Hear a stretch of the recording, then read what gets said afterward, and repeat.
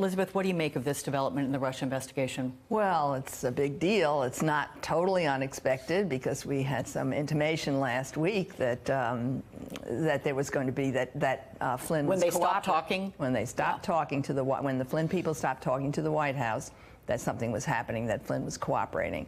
But it's still a very big deal because you have someone close to the president who's now pleaded guilty of committing a crime. This is a law and order administration, and Flynn was extremely close to the president. The other thing that's a takeaway here is, of course, the White House is lying again about this. They say, well, the Flynn guilty plea doesn't implicate anyone else, but in the court proceeding that morning, it showed that, yes, there were others who directed Flynn to do what he did, and who knew about it. So, number one, the statement that it doesn't implicate anybody else is a lie. The third thing, from my perspective, is that this is a red zone for the president, because there's no question that the president's not just his closeness to Flynn, but that he was following this very carefully. I want to go back to Watergate, if I can. Sure. One of the things that we learned, didn't know it from the beginning of the House Judiciary Committee's investigation, but the White House tapes ultimately showed that President Richard Nixon orchestrated the criminal activity, the cover-up, from the get-go, personally orchestrated. He didn't delegate it to anybody else. He gave the orders.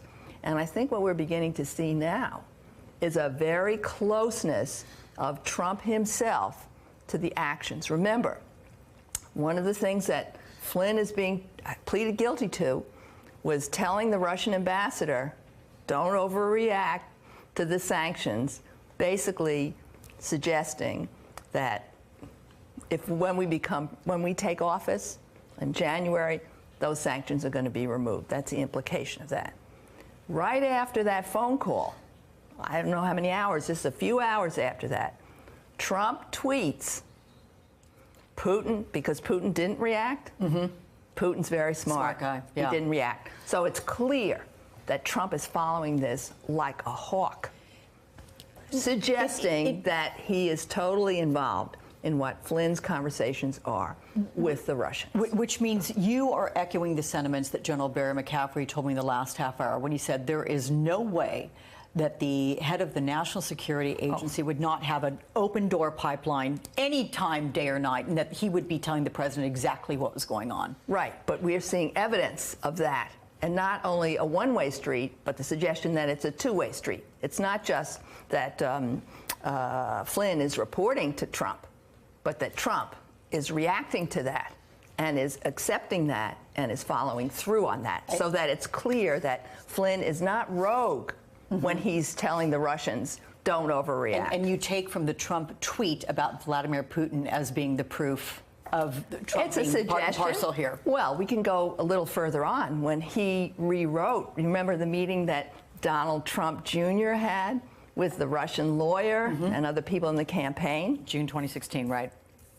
Donald Trump Sr., the president, rewrote the press release to make clear that, which was a lie, to cover up the nature of that meeting. So we know from at least these two instances, really close involvement of the President of the United States in these actions by Flynn and the Russian investigation. From a legal perspective, John, we've got a few points to look over here. First of all, Michael Flynn leaves no bail whatsoever, which is somewhat unique. The fact is that his son was not named in any charging documents, and we know that was something that he may have been concerned about, given his son's, being with him and present in a lot of things with regard to Russia. He faces just one charge of lying to the FBI. Exactly. So put all this together. How are you interpreting this? He got an amazing sweetheart deal, so he had to offer something. That's the million-dollar question. Now, the prosecutorial theory here is not talking to the Russians. That's not a crime. The prosecutorial theory is obstruction of justice and lying, and that's what Mueller is focusing on. Flynn is going to come in. He has to spill his guts. His life is now an open book. They're going to drill down on why he lied. Did anybody tell him to lie? Did anybody know he was going to lie? Was there anybody else who was aware of lies to investigators, FBI agents. That's where this is going. And that's really the similarity to Watergate. It's the obstruction case that the special prosecutor is going to make. Because that is what sent down President Nixon. So correct. But the point is, Nixon was orchestrating those lies, that effort to obstruct from the get-go.